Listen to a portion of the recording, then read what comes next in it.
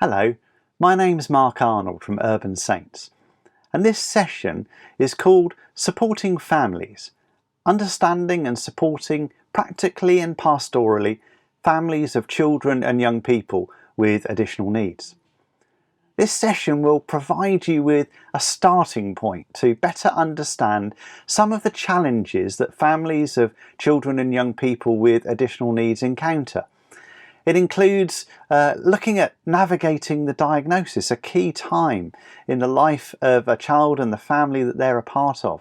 What that experience can be like for families, and how to offer appropriate and informed practical and pastoral support.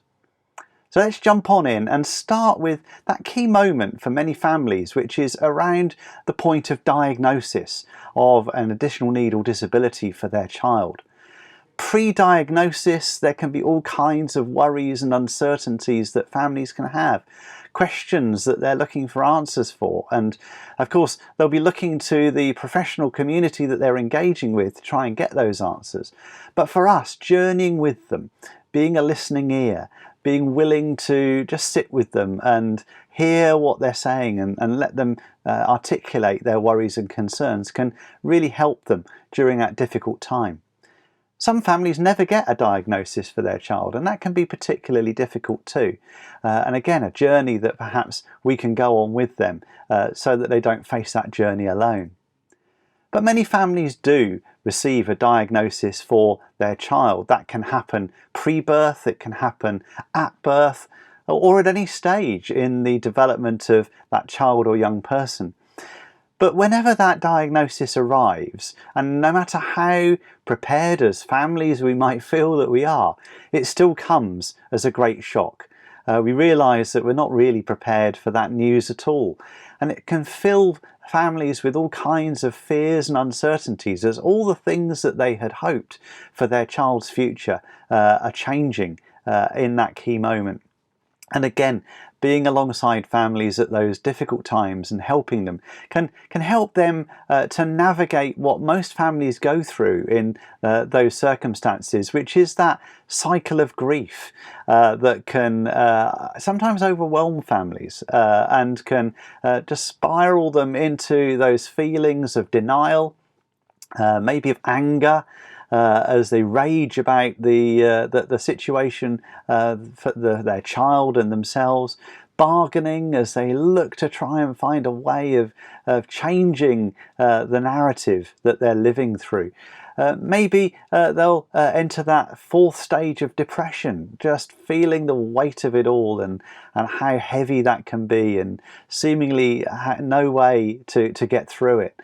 But many families will reach, with the right support and the right encouragement, that place of acceptance, a place where they realise that their child's life and maybe their life will be different as a result of that diagnosis.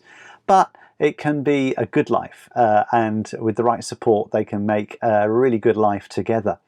Of course, you can go around that cycle of grief time and time again. There are all sorts of triggers during the milestones and key moments of that child's life that can spiral families back into those feelings again.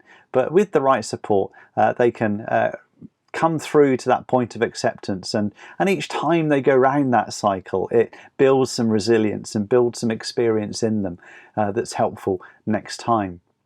If you want to get some insight into what that experience can be like for families, then I'd suggest you have a look at a couple of great pieces of writing that help to articulate it far better than I could.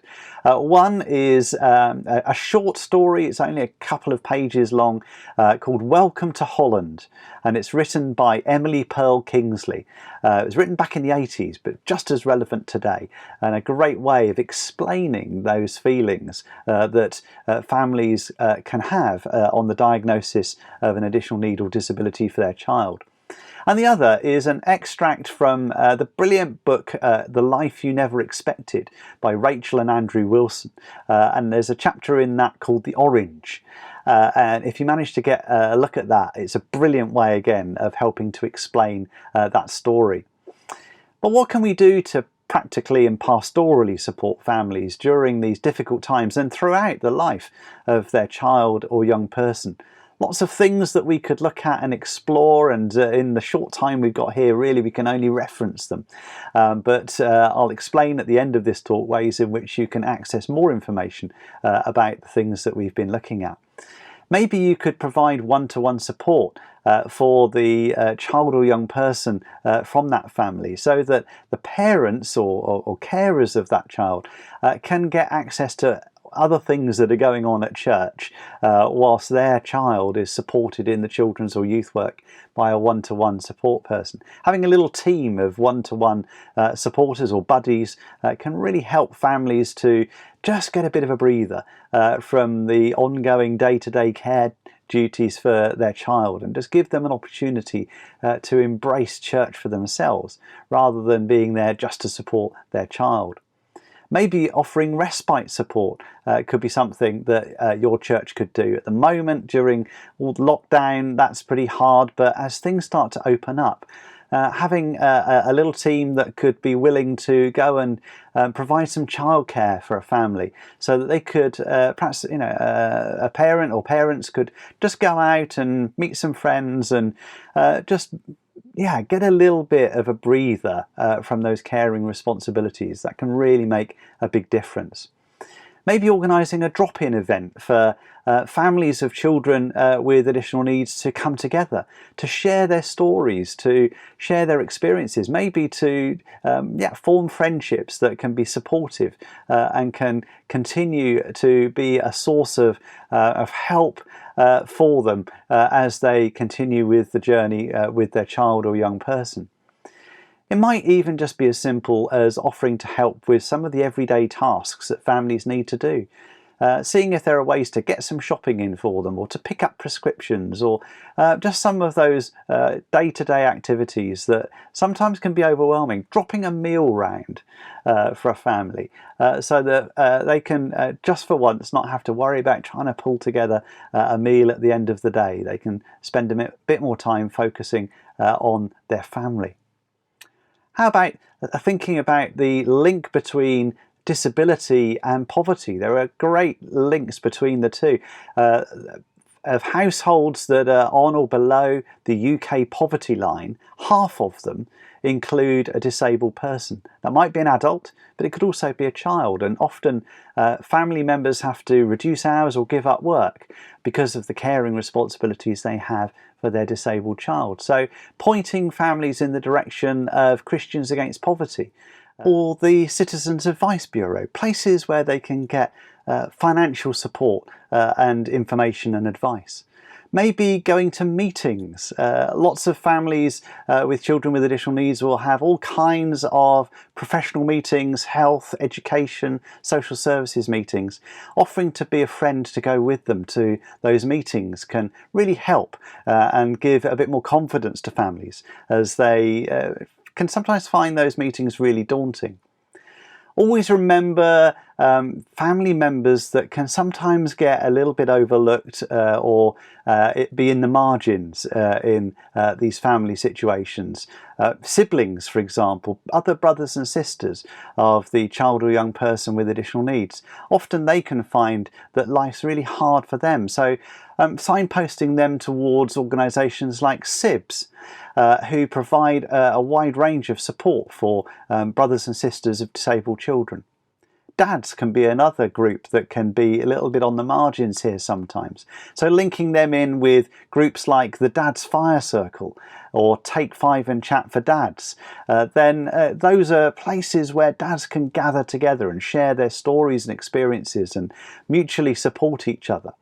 And of course, during lockdown, a lot of this has been so much harder, but hopefully as we start to emerge back out of lockdown again, there will be these opportunities to offer that kind of practical support that can make such a difference to families that really are in need of just somebody to notice them and reach out to them and be there for them in those difficult times.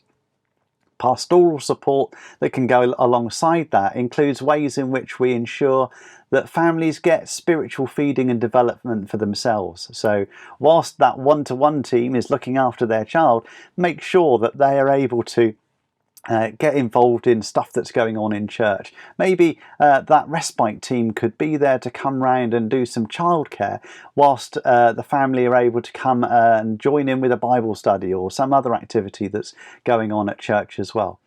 Make sure that families aren't just receiving that support, but are able to offer what they can give as well. Many families can serve and can provide input into the life of the church if we're there helping them to do that. We've talked already about linking families together. That's so important pastorally as well. Other families that are on the same journey, that get it. Other families that they can share stories with and who will know what those stories are like because they're living that story for themselves. And for us to be always willing to give that listening ear. Sometimes we won't have the answers, but sometimes we don't need to. Sometimes just listening and being there and being sometimes a shoulder to cry on can be what's needed. How about thinking about ways to give families of children with additional needs a treat? Often families don't have that many treats coming their way, and so thinking about how perhaps just something you could drop on the doorstep, or an opportunity to provide childcare for the children and an opportunity for a family to go out for a meal or something, can just make all the difference and help families to survive what can sometimes be a really, really tough time, especially during lockdown, where so many families are struggling at the moment and are really experiencing hardship. And of course, prayer is so important. Remember to pray for families of children and young people with additional needs. Really important that we lift them and ourselves as we serve them up into God's presence and ask for His help as we journey with them. Let me leave you with 2 questions to have a conversation about. First question is thinking about that diagnosis time that can be such a key point for families. What families do you know who are trying to get, or maybe have recently received, a diagnosis for their child? What might you do as church to support them? Think about those families. Or maybe if there's not a family that fits that criteria, think about other families that you know that have a diagnosis for their child or are trying to get one. How can, as church, you support them? And then looking at those practical and pastoral tips that I've shared with you. What practical and pastoral tips resonated most with you? How will you carry these ideas forward into your setting? I hope you enjoy grappling with those 2 questions. If you'd like to know more about this topic, I run a 2-hour version of this course for churches, and you can find out more about it in the Urban Saints Additional Needs pages on the website urbansaints.org/additional needs, or you can contact me at marnold@urbansaints.org. I look forward to hearing from you. Thanks. Bye-bye.